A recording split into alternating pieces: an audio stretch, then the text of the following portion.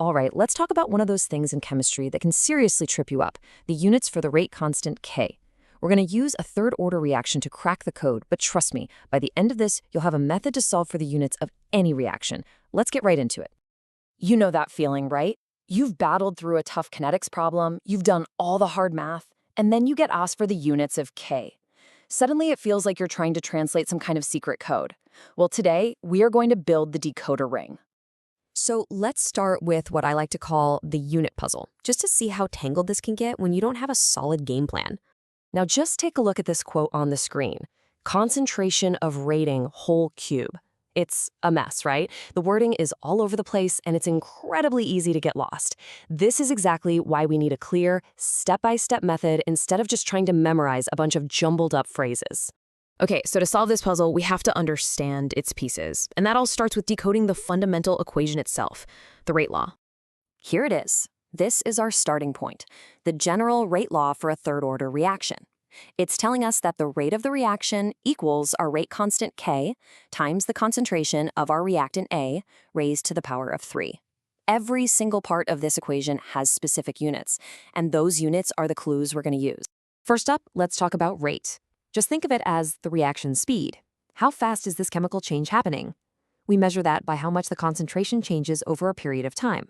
So its standard units are moles per liter per second. Next, we've got A. In chemistry, those square brackets are basically universal shorthand for the concentration of whatever's inside. So A is just the concentration of our reactant. And you guessed it, the standard unit for that is moles per liter. And that brings us to the star of the show, K, the rate constant. It's the special number that connects the reaction rate to the concentration. But here's the thing. Its units change depending on the reaction order, and that's the mystery we're here to solve today. Okay, we've got all our pieces defined. We are ready for section 3, actually solving for the constant.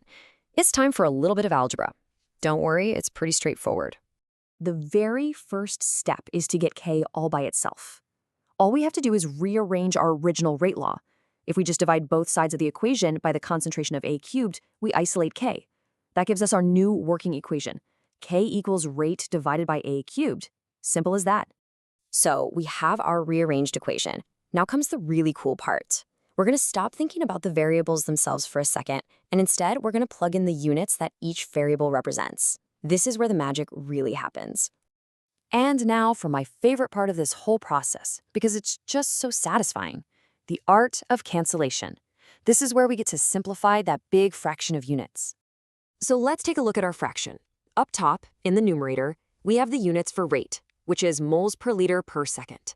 And down in the denominator, we have the units for concentration cubed, which works out to moles cubed over liters cubed. Okay, let's simplify this thing. For the moles, we've got 1 on top and 3 on the bottom. So 1 cancels out, leaving us with moles squared on the bottom. Now for the liters, this part's a little tricky. We have liters on the bottom of the top fraction and liters cubed on the bottom of the bottom one. When you simplify a complex fraction, that L cubed actually flips to the top. So we get L cubed divided by L, which leaves us with L squared up top. And the seconds? Well, it's already on the bottom, so it just stays put. So, after all that rearranging and canceling, we are ready for the big reveal. Let's put everything back together and see what our final answer looks like. And there it is. We ended up with liters squared on top and moles squared and seconds on the bottom. Now to write this in proper scientific notation, we just bring the terms from the denominator up by giving them negative exponents. So that gives us our final answer, liters squared, mole to the -2, seconds to the -1. Puzzle solved.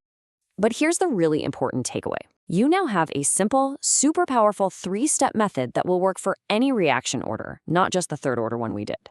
Just remember these 3 steps. 1, write the rate law. 2, isolate K. And 3, plug in the units and simplify. That's it. So I'll leave you with a little challenge to test out your new skill. Using this exact same 3-step method, can you figure out the units for the rate constant K in a second-order reaction? Give it a shot. Thanks for watching.